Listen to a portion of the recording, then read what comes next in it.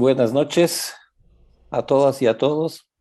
Hoy es nuestra primera sesión del mes de noviembre y contamos con un excelente profesor y gran maestro de todos nosotros. Primero, expondré algunos anuncios para el colegio y quiero recordarles que el próximo 22 de noviembre empezamos nuestro segundo curso online de medicina perinatal. Iniciará el día 22 de noviembre. Los invitamos a que se inscriban. Cuenta con un puntaje de 25 puntos para el Consejo de Ginecología y Obstetricia para la certificación. Y pues son excelentes profesores y con muy buena, con excelentes pláticas. El segundo aviso es, eh, está ya por concretarse lo de la cena navideña y yo creo que la próxima sesión ya les daremos más detalles. Después de estos avisos, les presento al doctor Óscar Trejo Solórzano, quien es profesor titular de la especialidad de ginecología y obstetricia en el Hospital Adolfo López Mateos del ISSSTE desde hace 25 años, en el área de posgrado de la Universidad Autónoma de México. También es profesor titular de posgrado de alta especialidad de patología del tracto genital inferior y colposcopía, también avalado por la unidad de posgrado de la Universidad Autónoma de México. Es presidente y fundador del Colegio Mexicano de Ginecólogos dedicados a la colposcopía. También es profesor titular del diplomado de colposcopía en el ISSSTE desde hace 20 años, así como en diferentes ciudades de la República Mexicana. Y el día de hoy el doctor Trejo nos va a presentar el programa de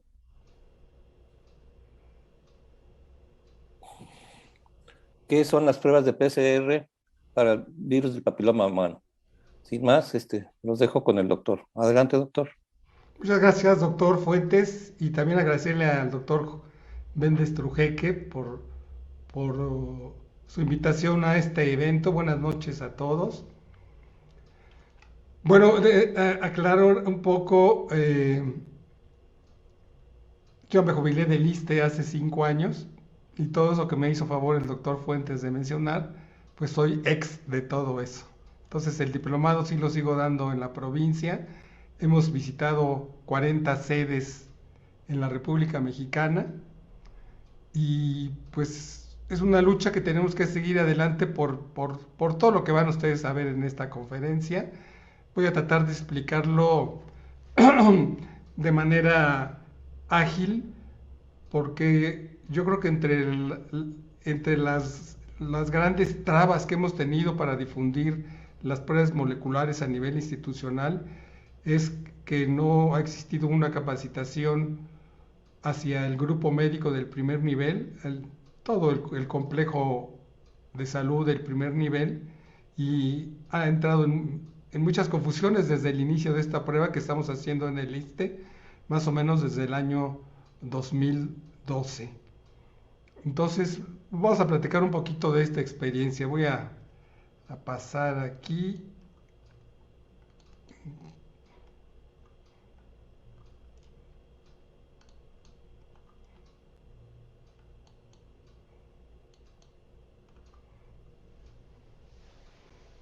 Bueno, como decía el doctor, voy a regresarlas porque sí. Vamos a hablar el día de hoy sobre las pruebas moleculares y cuál es su papel en el tamizaje para el cáncer cervicuterino, que pues sigue siendo de vital importancia, igual por todo lo que voy a decir, ¿no? Entonces, recordar un poquito que octubre es el mes para el tamizaje del cáncer de la mujer, algo que está pues, totalmente apartado de la realidad. Una de las propuestas que hemos hecho y que vamos a hacer nuevamente ante las instituciones superiores que puedan definir bien la creación de 2 semanas nacionales para detectar el cáncer de la mujer, no solamente el cáncer de mama que tiene la más alta mortalidad, sino también el cáncer cérvico-uterino y otro que viene atrás pero que no se le da mucha eh, promoción todavía es el cáncer de ovario. Entonces todas las mujeres tienen derecho a hacer un tamizaje de estos 3 cánceres que son las que más acaban con la vida de las mujeres, Sabemos que la mujer en un país como el nuestro es el pilar de la familia, es el pilar moral. El día que fallece una mujer madre trabajadora por cáncer, pues se acaba esa familia, ¿no? Entonces se echa abajo todo el proceso familiar. Entonces el día de hoy vamos a hablar sobre las pruebas moleculares y cuál es su papel en el tamizaje del cáncer del cuello uterino. Para recordar un poquito, este es el flujograma que debemos de utilizar todos para tratar de prevenir el cáncer en etapas tempranas, que son las etapas de resolución conservadora que permiten que esa mujer siga su vida adelante. Como primera instancia tenemos la prevención primaria, que es la vacunación, la prevención secundaria, que es el Papa Nicolau de alta calidad, y Papa Nicolau de alta calidad se refiere a que la gente que va a tomar la muestra en el consultorio debe ser una gente capacitada para la toma, que los instrumentos que seguimos, que utilizamos nosotros para la toma, debe ser el mejor. Desde el 2008 Cochrane dijo que la espátula de madera no era funcional para hacer un tamizaje, y a pesar de todo eso que está subrayado internacionalmente, pues en un país como el nuestro lo seguimos utilizando. Y en las instituciones donde se tienen las pruebas moleculares, que no son todas, que es el ISSSTE y la Secretaría de Salud, pues es de gran valor, a pesar de que es un corto presupuesto el que se tiene para este tipo de pruebas. Ya sabemos que todas las mujeres con Papa Nicolau anormal deben de pasar al servicio de colposcopía, en donde se debe hacer todo el protocolo completo. Si se sospecha de alguna anormalidad, es recordar que es indispensable hacer una o varias biopsias y un legrado endocervical si así lo indica. Esta paciente positiva pasará a tratamiento conservador, si así lo decide el médico especialista, y este tratamiento lo vamos a hacer con radiofrecuencia de bajo voltaje, en la mayoría de los casos, y pocas instituciones cuentan con el láser de CO2. Lo que tenemos que evitar es que esta paciente llegue a una lesión invasora, lo cual es costosísimo, y desde el momento que hacemos el diagnóstico de invasión debe pasar al servicio de oncología de manera inmediata. Bueno, aquí tenemos este flujograma que seguimos utilizando. Todas las instituciones, todos los hospitales, todos los médicos ya tienen más o menos su flujograma. Y aquí del lado derecho, de este lado estamos hacia abajo, llevando a cabo el manejo de las lesiones de bajo grado, y a la derecha todo lo que debemos de hacer con las pacientes, las diferentes opciones que podemos hacer con las pacientes con lesiones de alto grado. Entonces, repitiendo, todas deben de pasar a colposcopía. Aquí en México todavía no existe esto de ver y tratar. Todas deben de seguir un flujograma serio, que es la colposcopía, el legrado endocervical, la biopsia positiva, y si tenemos la prueba de PCR, pues ayuda muchísimo, y es un apoyo logístico que nos va a poder decidir tomar decisiones serias. Lo que nuevamente tratar de que los resultados que sean indicativos de una lesión invasora, sabemos que tiene que pasar esta paciente de inmediato a un servicio de oncología para su valoración. Bueno, entonces el cáncer cervicuterino sigue siendo un problema internacional de los países pobres, pero se ha visto que el tamizaje a través del Papa Nicolau, de un buen Papa Nicolau, y de las pruebas de biología molecular han disminuido la incidencia y la mortalidad por este problema.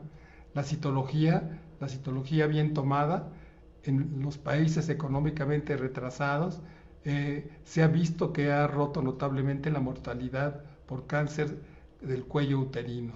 Y esto ha permitido que la reducción de la mortalidad disminuya el número de problemas con lesión invasora y no pase de las etapas tempranas. Algo que tiene la historia natural del cáncer cérvico-uterino y que todo el mundo debe de conocer es la persistencia de la infección por los virus del papiloma de alto riesgo. Y esto lo podemos detectar nosotros bien con el Papa Nicolau, pero mejor con las pruebas moleculares. Siempre impedir que una lesión de alto grado avance. El 100% de los casos de cáncer cervical invasor siempre son positivos a una prueba de BPH. En la mayoría de los casos, el 90% de las infecciones por VPH son transitorias, llegando muchas de ellas a no ser detectables porque desaparecen de manera espontánea. El cáncer cérvico-uterino es una enfermedad inmunológica que afecta a la historia natural, nos permite de alguna manera hacer esta observación. Sabemos que las jóvenes se infectan fácilmente de múltiples genotipos del virus del papiloma humano, pero la gran mayoría de ellos, sin saberlo, hay un aclaramiento de esta infección. Entonces, lo que tenemos que estar muy al pendiente es la persistencia de la lesión. Una lesión de alto grado no tratado tiene la posibilidad del 30% de convertirse en un cáncer invasor alrededor de 20 o 30 años. El objetivo principal del tamizaje es disminuir la morbilidad y la mortalidad por esta enfermedad. El tamizaje mediante la prueba de Papa Nicolau ha sido muy exitoso en los sitios en donde se hace de manera seria y congruente y con los insumos más adecuados. Entonces, en el consultorio de detección del cáncer, no solamente tiene que estar preparado el médico, sino también la enfermera, quien fija la laminilla, la gente que hace la lectura en el laboratorio, todos los que interpretan este tipo de lesiones en los hospitales deben de estar completamente comprometidos con el programa. Entonces, las pruebas moleculares han corroborado que la asociación entre el virus del papiloma humano y el cáncer es muy cercano, siempre está presente. Las pruebas de BPH pueden predecir que una paciente que desarrolla un NIC3 lo va a mantener alrededor de 5 a 15 años, pero debemos de tratarlo de manera inmediata. Podemos adelantar el diagnóstico todo ese tiempo. La incorporación de las pruebas de BPH en las instituciones no se han podido incrementar en número, pero las que se hacen han sido salvamento para muchas mujeres a las cuales se les ha detectado a través de estas pruebas lesiones de alto grado por los virus 16 y 18.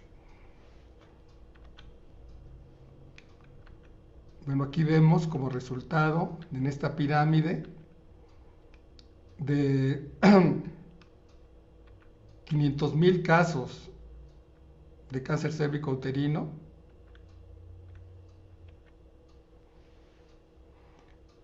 surgieron de la infección de 300 millones de mujeres que presentaban virus del papiloma humano, que no era detectable a través de la muestra de Papa Nicolau.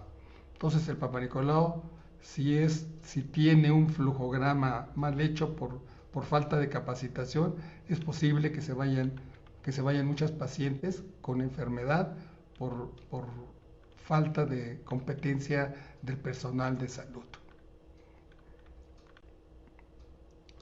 Por cada 1,000,000 de mujeres con infección por virus del papiloma humano, 1,600 van a desarrollar cáncer cervical. Y esto no se vale porque la mortalidad de estas mujeres es muy elevado, aquellas pacientes que tienen lesiones invasoras, y no se vale porque un Papa Nicolau a tiempo puede prevenir que esta mujer tenga ese percance que concluya con la muerte de las enfermas. A nivel internacional, el cáncer cérvico-uterino es, sin lugar a dudas, una enfermedad de la pobreza y del abandono. El virus de papiloma humano es causa de cáncer en el 95% de los casos y la vacunación se recomienda a todas las niñas entre 11 y 12 años. Entonces, esta lámina nos representa que el papel que tiene la persistencia en la historia natural de la enfermedad. Aquí tenemos bien definida la progresión, tenemos los 12 genotipos de alto riesgo que pueden producir cáncer cérvico-uterino, pero tenemos a los principales que son 16 y 18.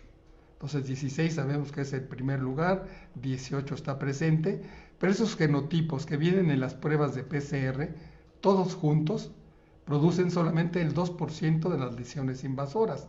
Por eso es importante detectar la presencia de los virus 16 y 18 en nuestras pruebas moleculares.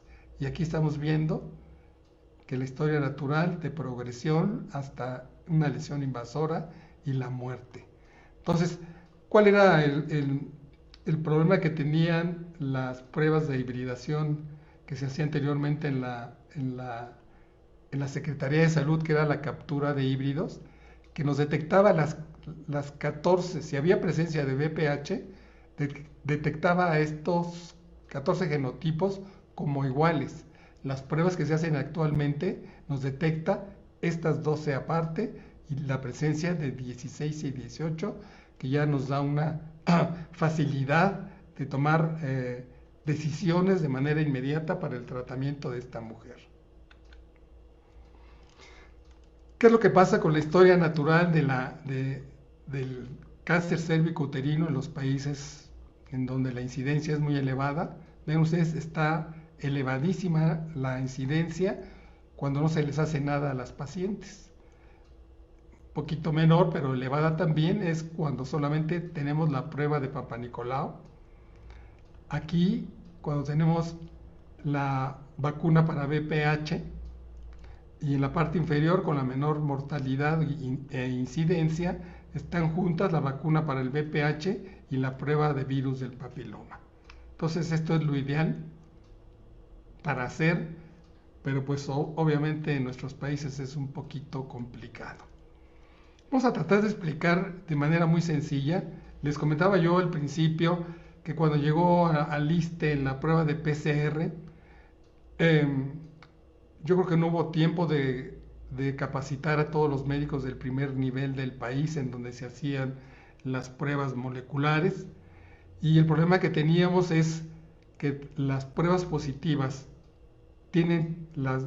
comentábamos que hay 12 genotipos de alto riesgo que producen poco el cáncer, pero teníamos al 16 y al 18, y como vamos a ver en las figuras próximas,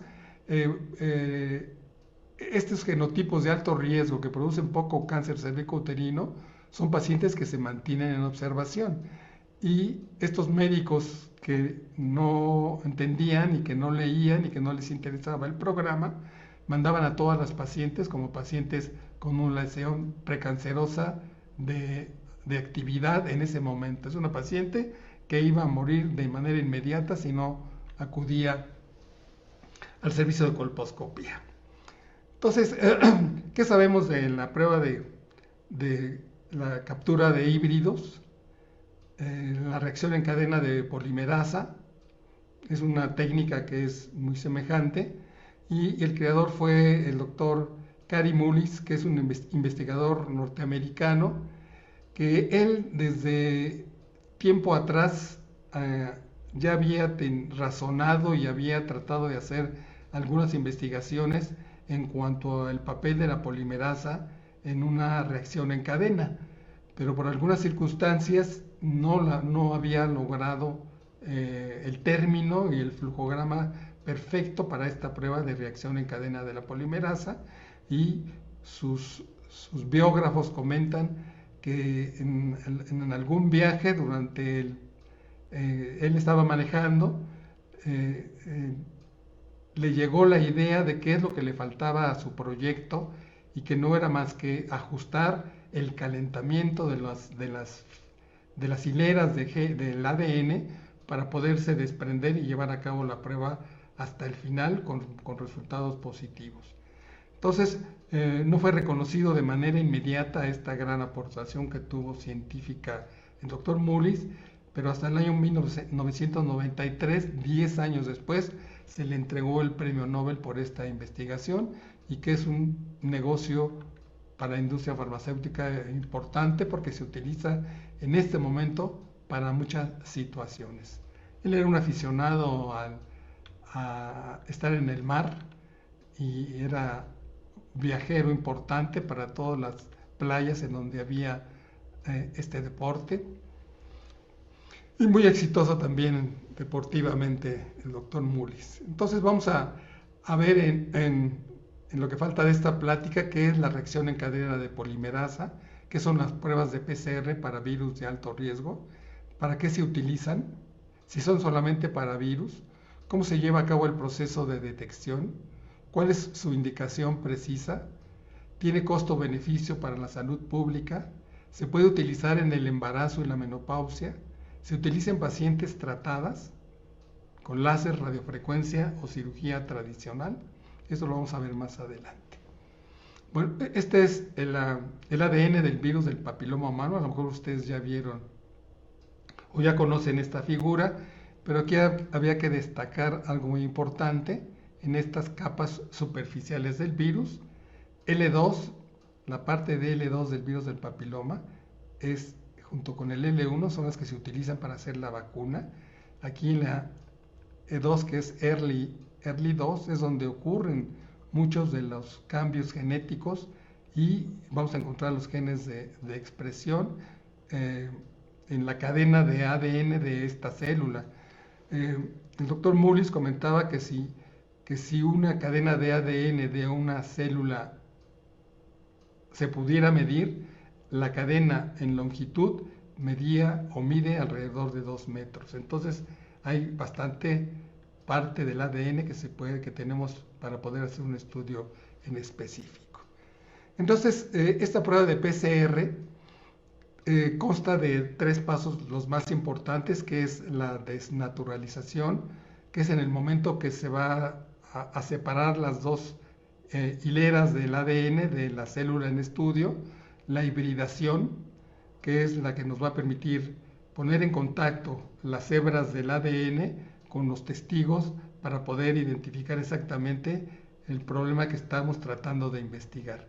Y al final de cuentas, la detección, que es la parte final en donde la reacción en cadena de polimerasa va a verse en los resultados. Se supone que si hacemos 30 ciclos de una hibridación de una cadena de ADN, vamos a obtener millones de piezas para estudio para poder ser leídas en los robots que se utilizan para este medio. Entonces esto es la desnaturalización, el copiado y con otros términos, pero es lo mismo que acabamos de comentar. Entonces aquí va a haber la separación de las hebras del ADN del paciente y se van a utilizar los primers, que no son más que los testigos de lo que queremos buscar nosotros en los estudios que vamos a llevar a cabo en estos pacientes. La desnaturalización, que esta cadena se separa en dos la hebra, la hibridación, que hace parte del análisis. Todas estas son reacciones químicas que se hacen en un laboratorio especializado y al final de cuentas se hace la polimeración. Entonces, en esta etapa vamos a poner los testigos que nosotros queremos utilizar. En el caso del virus del papiloma, pues vamos a incluir los 14 genotipos de alto riesgo que producen el cáncer cérvico-uterino. Una característica que tiene esta prueba es que se va a someter durante todo su proceso a 3 etapas de calentamiento, por lo tanto, la ADN polimerasa debe ser termoresistente, porque hay algunas polimerasas que no tienen esta característica y que puede alterar en su totalidad la prueba. Esta, por su sensibilidad, debe de estar congelada a menos 20 grados centígrados. Entonces, esto es lo que estamos llevando a cabo, que acabamos de comentar, la separación para la ampliación, que se ponen en contacto con los testigos, que son los genes que vamos a poner en contacto nosotros con la prueba. Y aquí estamos viendo estas gráficas en donde nos explican diferentes autores qué es lo que pasa. Entonces, todo lo que acabo de comentar ocurre en esta etapa. Entonces, existen 3 ciclos principales, que es la desnaturalización, el alineamiento y la extensión, que son todas estas. Si nosotros seguimos sometiendo a calor nuestros genes, estos se van a ir multiplicando. Se supone que 25 ciclos van a producir 33 millones de copias de la prueba que estamos llevando a cabo. Entonces, en una prueba de PCR no existe este término que tenemos con el Papa Nicolau de que hay material insuficiente.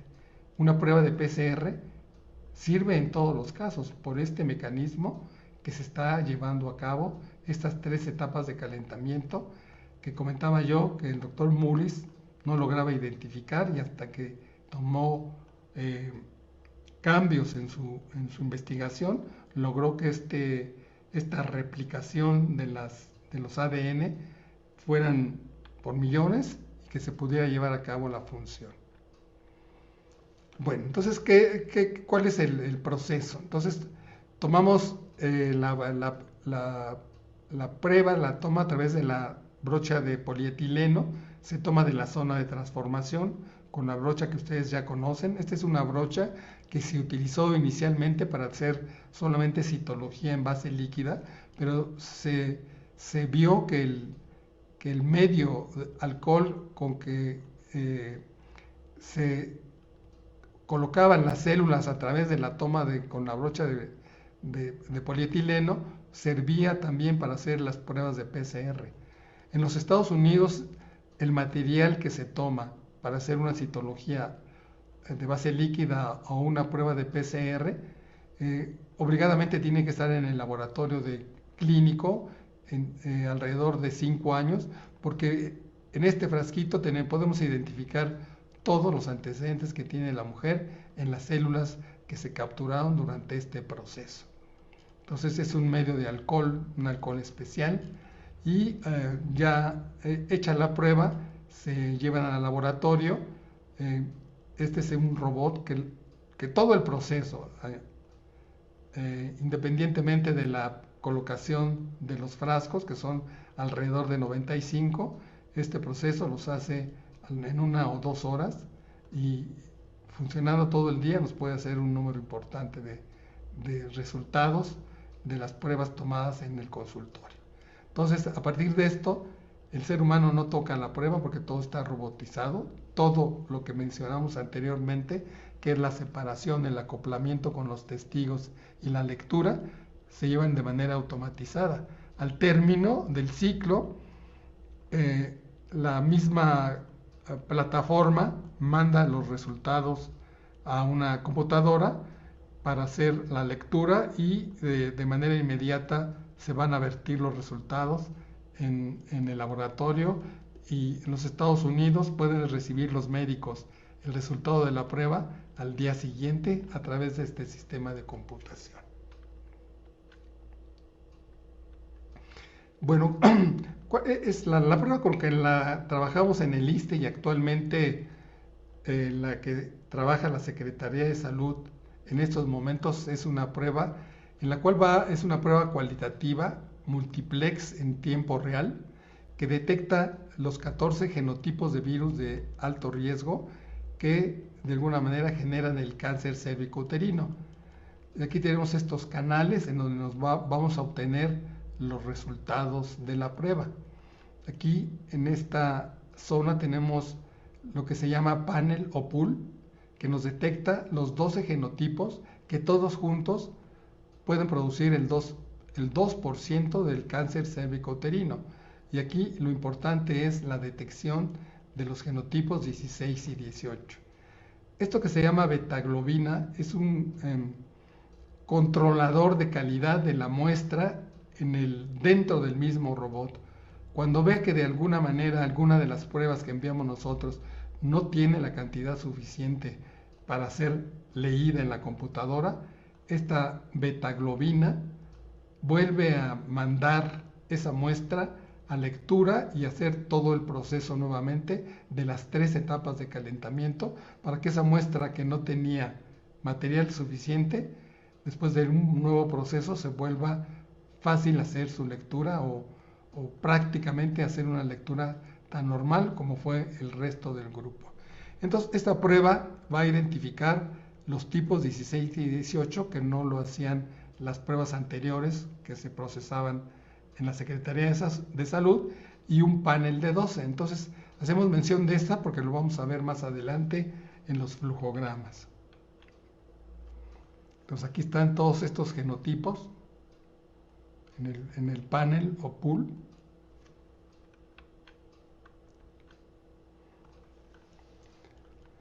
Y aquí nada más mencionar que la historia natural nos dice que lo más importante para que se lleve a cabo una lesión invasora es la persistencia de la infección por el virus del papiloma humano, que puede tardar alrededor de 20 a 30 años.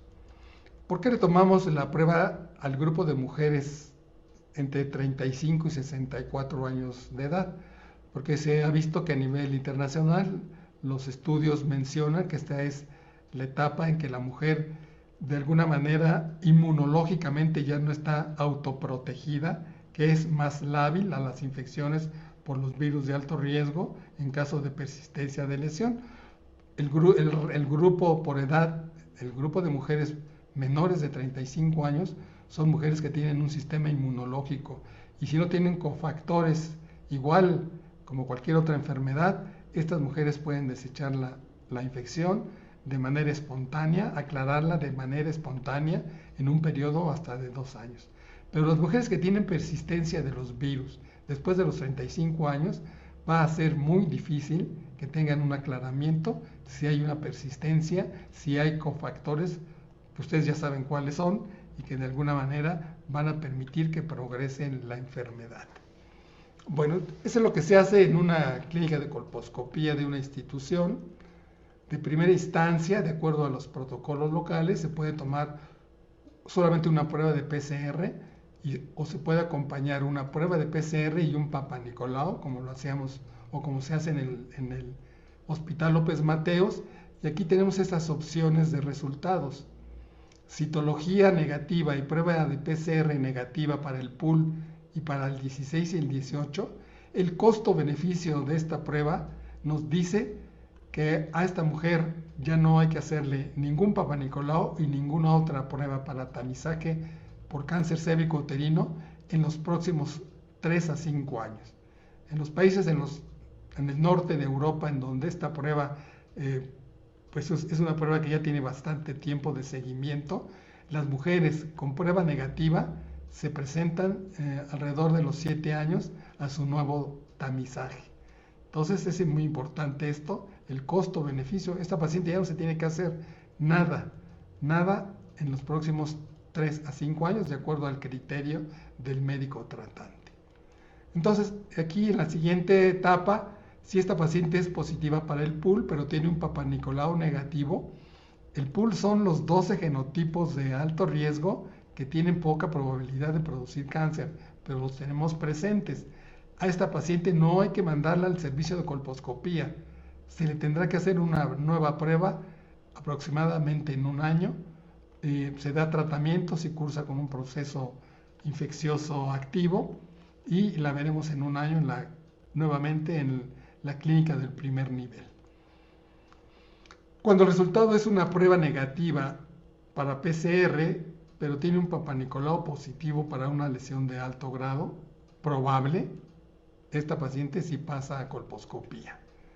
Cuando tiene la prueba de PCR, pues ya con ese argumento, pero la prueba de Papanicolau fue negativa, pasa a colposcopía.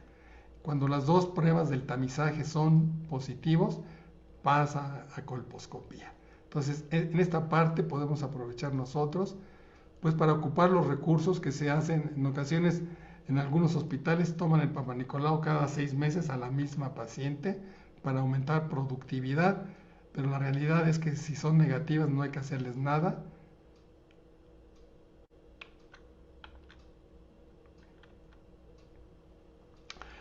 Hasta el próximo año. Esos son algunos de los resultados que publicó el doctor de la Torre de la experiencia que tuvimos en el ISSSTE con la prueba de PCR. Este fue un grupo de 301.528 pruebas que se hicieron en el laboratorio de biología molecular del Hospital López Mateos, y esos son los resultados. Y vemos que Para el panel o pool, que son de alto riesgo pero con bajo potencial oncogénico, fueron 3.437 casos, el 9.5%. Para el virus 16 hubo de este grupo tan importante, solamente 434 casos, 1.2%. Para el 18, 0.4%. Y juntos, para el 16 y el 18, menos del 1%, que presentaban los dos. Total de positivos fueron 12%, para el 16 y 18 alrededor del 12%. ¿Y esto que reflejaba? Que si los comparamos con los estudios internacionales, que es muy semejante a lo que se ve en otros países que están dando seguimiento a este grupo de pacientes. Y aquí vemos la edad de las pacientes. El gran número de resultados fue alrededor de los 41 a los 50 años de edad que fueron positivos. Y igual, como una parte de los resultados, vemos que esta prueba de Cobas 4800 para NIC2 o más tuvo una sensibilidad del 91.6% con baja especificidad.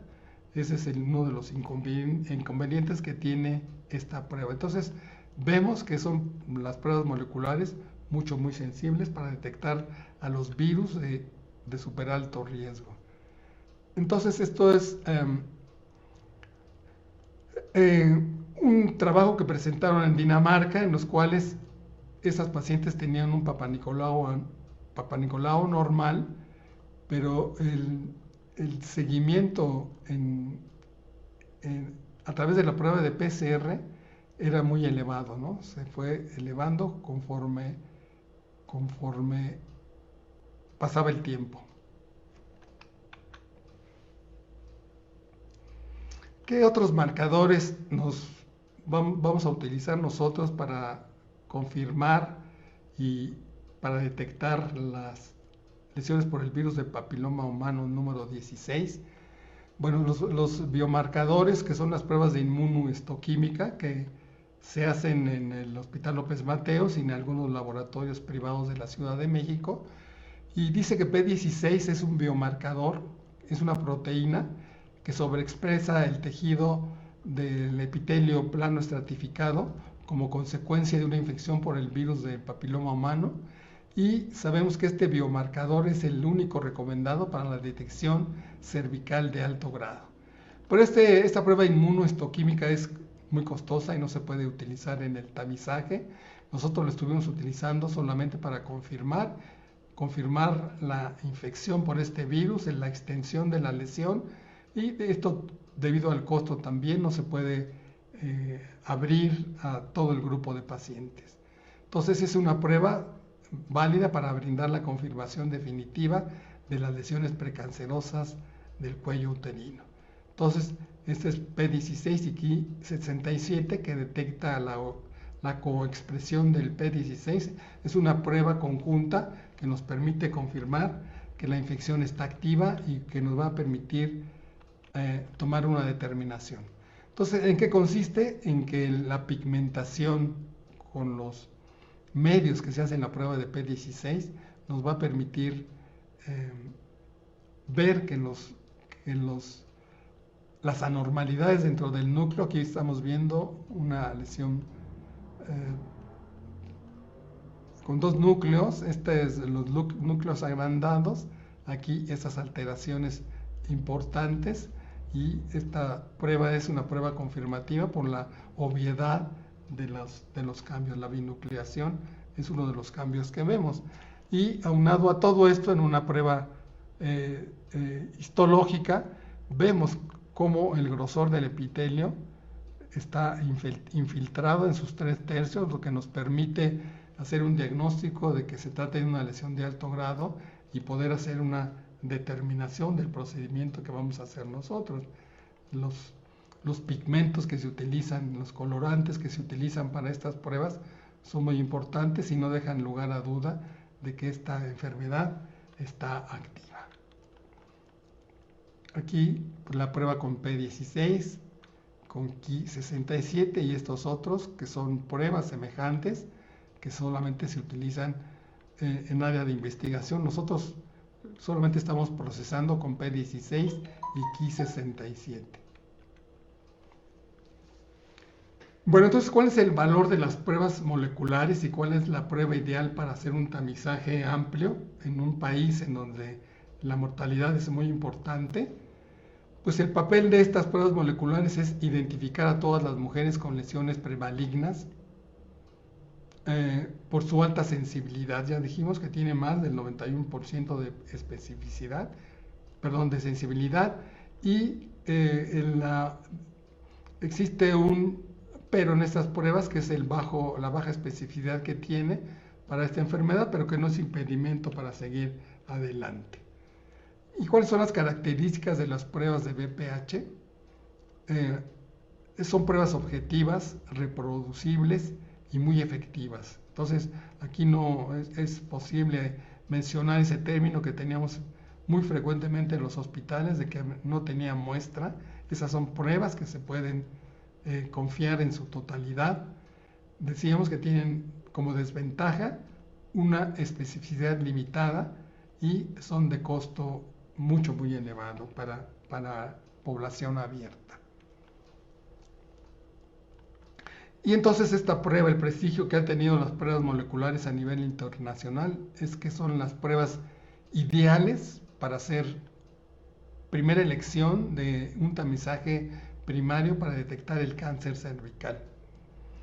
Y las características de estas pruebas que tenemos en el mercado para un tamizaje primario es a través de la detección del ADN viral, las pruebas de PCR, otros que serían el ARN viral y las pruebas, la detección de las proteínas virales que serían E6 y E7, que de alguna manera nos permiten también vincularla a un proceso de progresión para cáncer cervicouterino.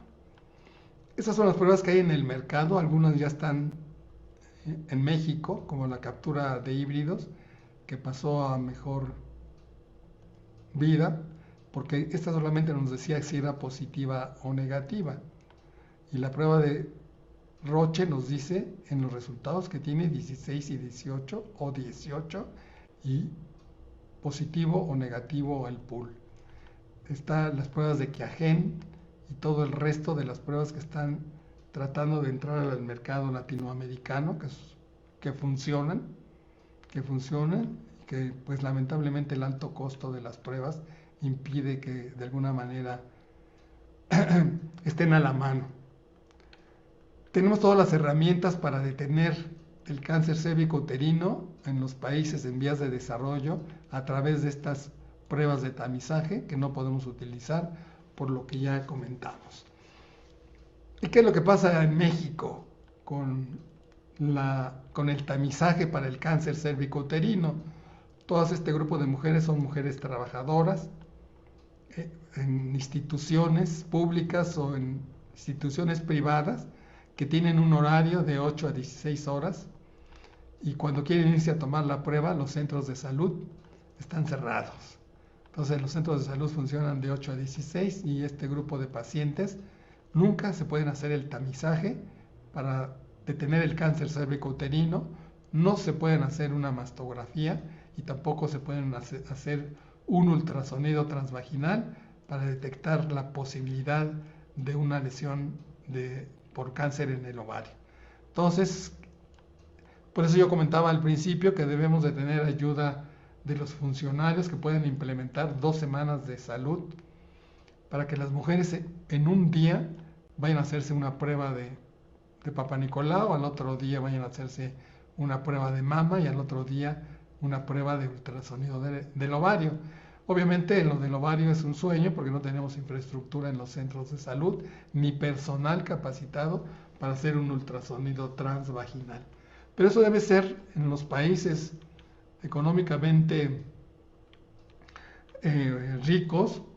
Todas las mujeres tienen posibilidades de pedir un permiso e ir a su consulta médica para el tamizaje cuando requiere ser tomado. Bueno, aquí vamos a ver lo que pasa a nivel nacional con las pruebas de Papá Nicolau. Entonces, el censo de mujeres entre los 25 y los 64 años de edad en todo el país, de acuerdo al censo del INEGI en el 2020, dicen que tenemos 32 millones y medio de mujeres entre los 25 y los 64 años de edad. En el 2016, que fue que se tomó la última muestreo de las citologías en las instituciones de salud, solamente se tomaron 2.600.000 muestras. O sea, el 10% de la población que requería de una muestra citológica se le tomó. Quedaron al descubierto 29 millones de mujeres sin Papá Nicolau.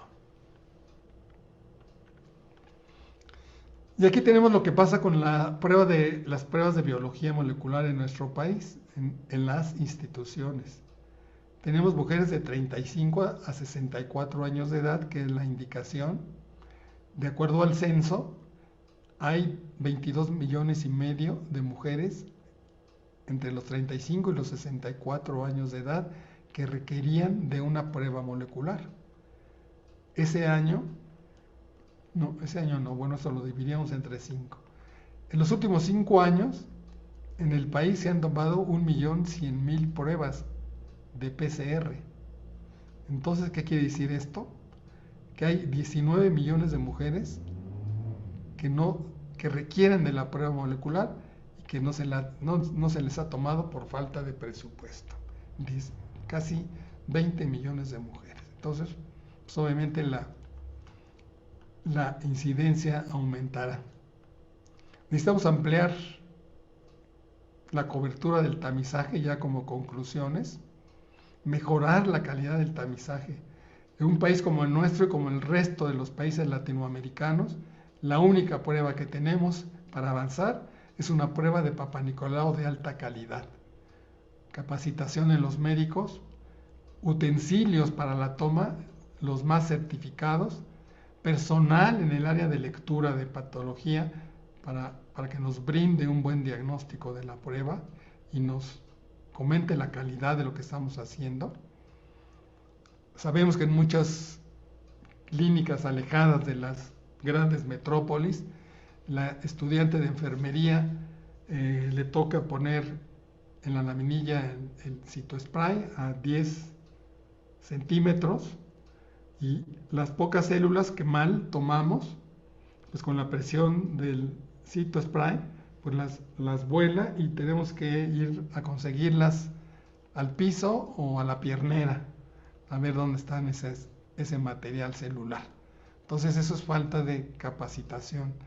Eso se los digo porque hay algunas jurisdicciones de estados que reportan que el 50% de su material tomado para lectura, para citología, el 50% no tiene células. Entonces esto es gravísimo, ¿no? Entonces la paciente que tardó años en que se lo tomaran, que le digan que se lo tienen que repetir porque no salió nada, pues es una agresión a las mujeres. Entonces hay que ampliar el número de clínicas de colposcopía, no lo hemos logrado.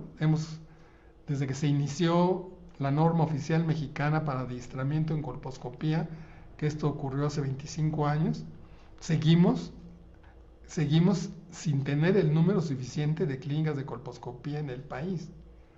No hay contratación de este personal. Entonces todos los que se capacitan cada año, pues abandonan la posibilidad de estar en una clínica de colposcopía y mejor se van a su consultorio privado a explotar esta novedad que es la patología del tracto genital inferior. Entonces decíamos que durante la plática que una prueba negativa de PCR permitirá que esta mujer no se haga ninguna otra prueba, nada, para detectar cáncer cérvico-uterino. En México de 3 a 5 años, en otros países hasta 8 años. Y eso es el costo-beneficio, no tantas pruebas caras tomar cada año, y esto nos va a permitir abatir los precios y aumentar el tamizaje en las mujeres que lo requieren. Existe en el país una cantidad cercana a los 30 millones de mujeres que requieren de un tamizaje, el que ustedes quieran, Papa Nicolau o pruebas de PCR. Entonces, mientras no cumplamos con estas metas, la incidencia de cáncer cérvico-uterino seguirá estable y la mortalidad seguirá aumentando. Les recuerdo que la Organización Mundial de la Salud, en ese momento tenemos alrededor de 4.500 muertes. Los estudios de la OMS dicen que si seguimos con este estancamiento de tamizaje, para el año 2025 se va a contabilizar que van a aumentar alrededor del 60% la incidencia y la muerte por cáncer cérvico-uterino en los países latinoamericanos y en el resto del mundo donde tienen la misma problemática. Bueno, nosotros seguimos con nuestra cumbre iberoamericana de patología del tracto genital inferior. Ampliamos que las conferencias estuvieran en la nube hasta el mes de diciembre. El Consejo de Gineco nos otorgó 35 puntos para la certificación y aquellas gentes que se puedan.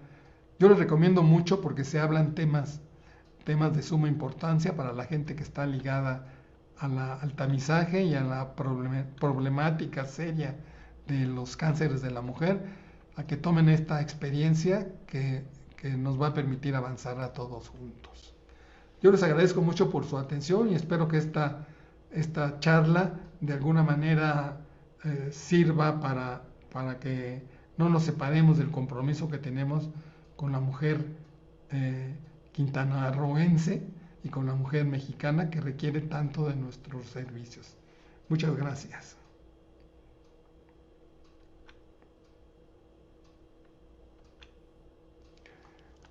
Pues muchas gracias, doctor Fuentes. Sí, muchas gracias a usted, doctor Trejo. Qué bueno que nos proporcionó su correo para los compañeros que tengan alguna duda, se dirijan a usted. Con toda confianza, ¿eh? Sí, sabemos de que sí, doctor. Tenemos la amistad con muchos de los que fueron Claro.